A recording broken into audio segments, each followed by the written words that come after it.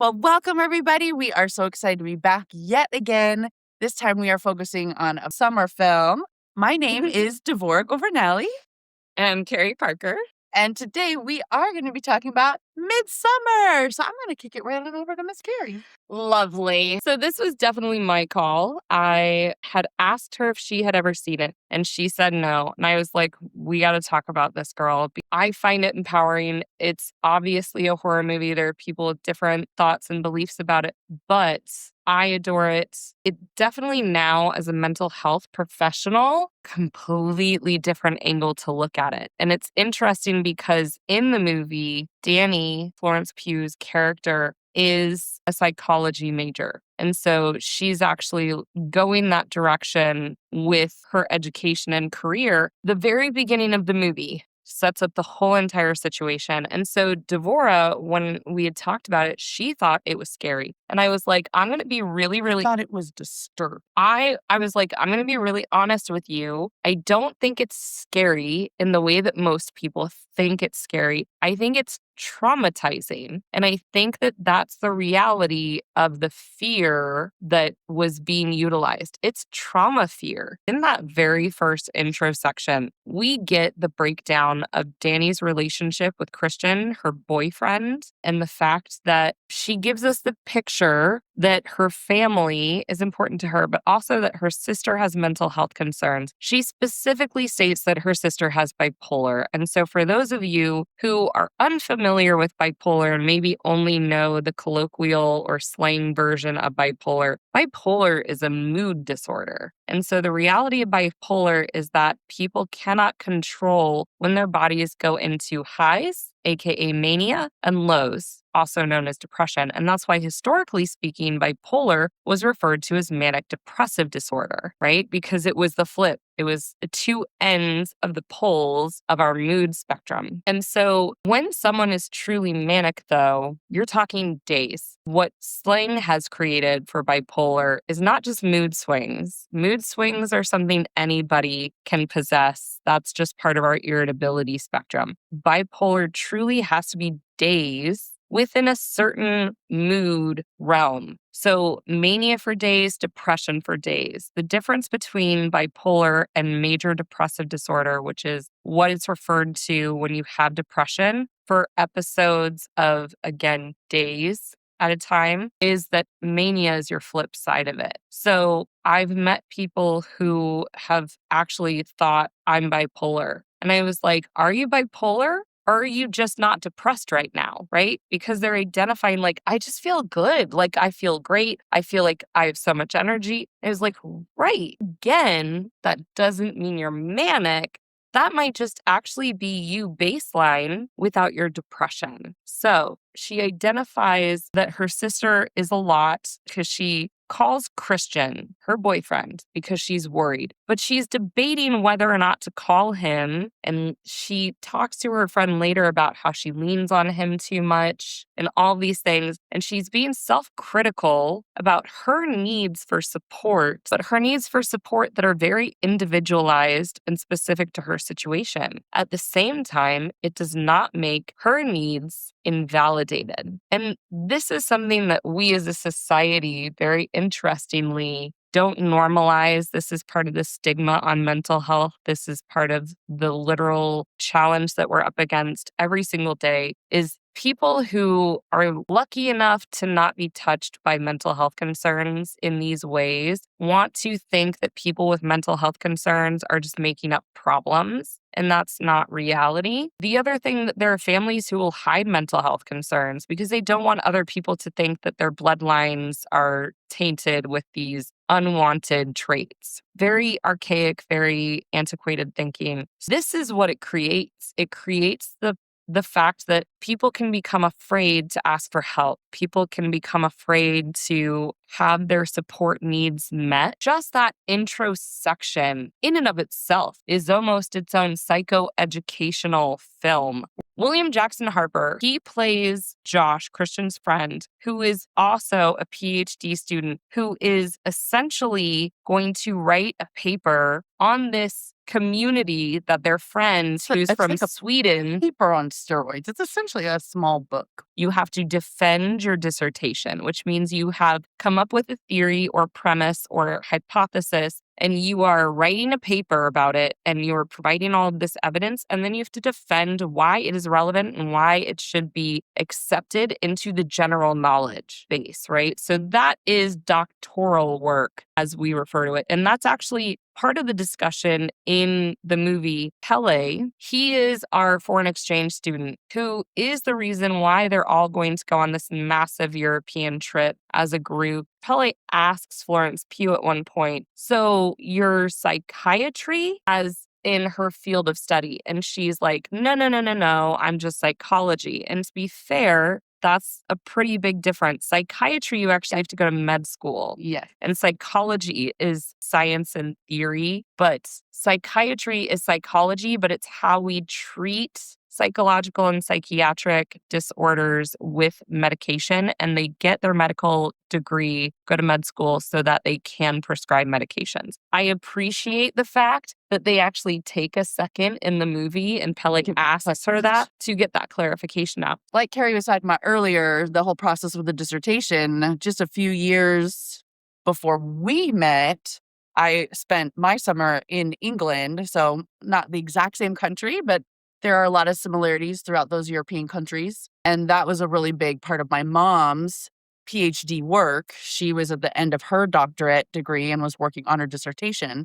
So my junior and senior year, I actually went and functioned as her research assistant. So, having these two characters that were there to research a culture, that was something I could understand because I did that, sat in these little tiny libraries and went to these crazy museums and these ruins and these castles. And because my mother was focused on ancient ritualistic ceremonial dance and the ways that culture and society, essentially thousands of years ago kept the human species going because they lived in much more challenging circumstances. They didn't have hospitals. They barely had soap. They didn't have grocery stores. The things that we've just become so accustomed to today, they didn't have even close to that. And so being able to make sure that you could have babies and keep the babies alive. And it's not just European cultures. When I lived in Hawaii, it was the same thing. I think I had been there all of a week. And I was being invited to, I think they called it a baby birthday.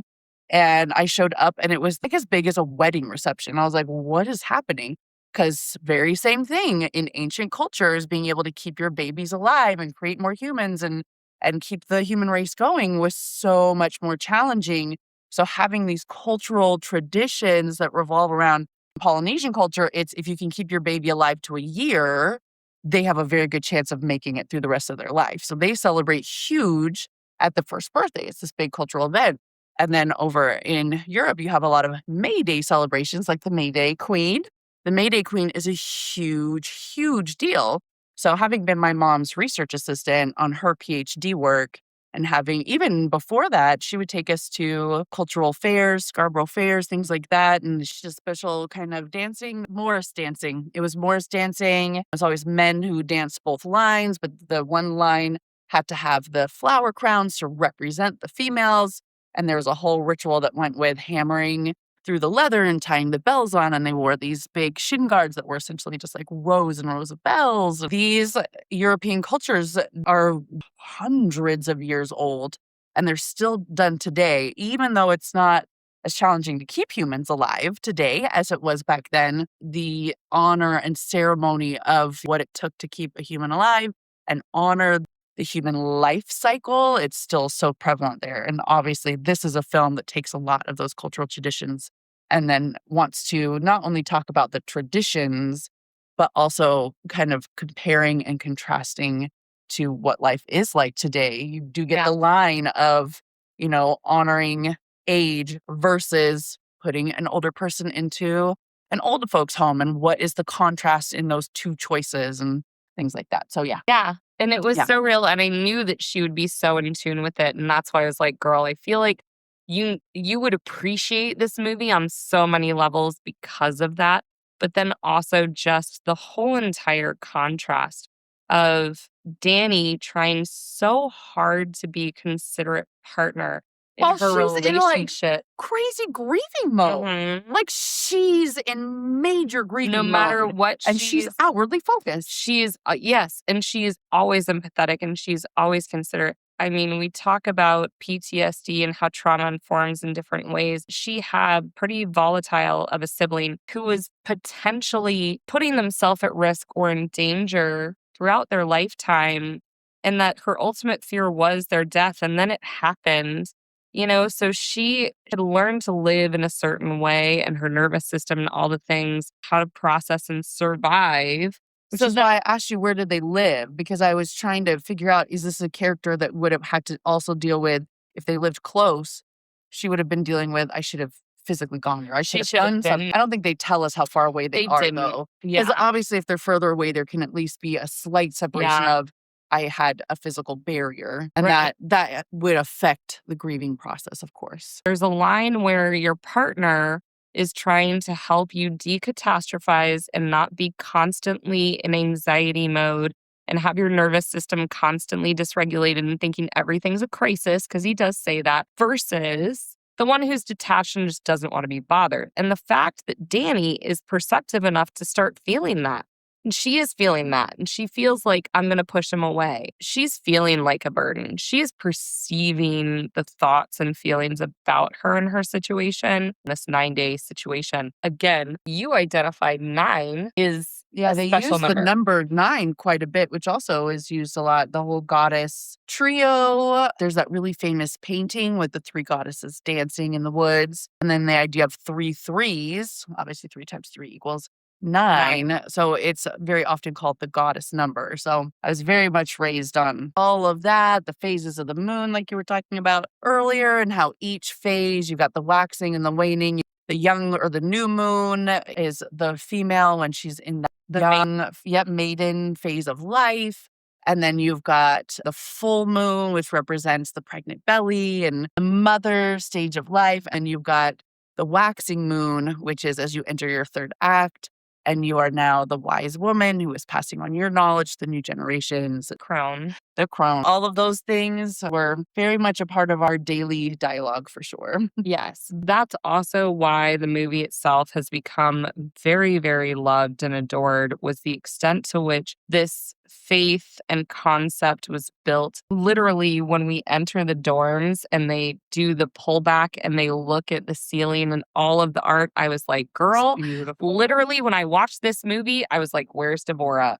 Because I knew she would love that. Because as we sit here and we talk about storytelling and we talk about how movies impact and inspire us, the reality, that art form of literally painting your stories on buildings, on the walls, or sewing them into the tapestries, painting them onto tapestries, also exemplified in the movie, that was so real. That's how people maintained the stories of their culture. They maintained their histories. They maintained the passing down the knowledge from generation to generation. Each and every one of the Americans and the foreigners kind of get picked out and they're not there anymore. But of course, it's always after they've done something that was really against a very crucial cultural tradition. So it's not that they were seen as innocent by the local citizens. You have the one young man who goes over to relieve himself. Mark, I love how you literally called him Petri Boy after that. I was thinking like Petri dish. She keeps saying Petri, and I'm like, Petri. And then I couldn't remember the character's name. I'm really bad with names. No, I loved it. It was literal. Tell. Yes. It was so literal. But we learned that tree was like insanely sacred. It was their ancestral tree.